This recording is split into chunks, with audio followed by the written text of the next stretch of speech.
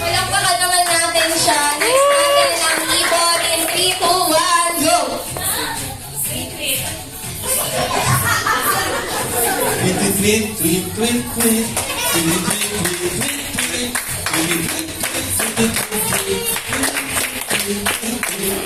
Palakpakan din natin siya. Next natin. Pusa in 3, 2, 1, go! Ang cute.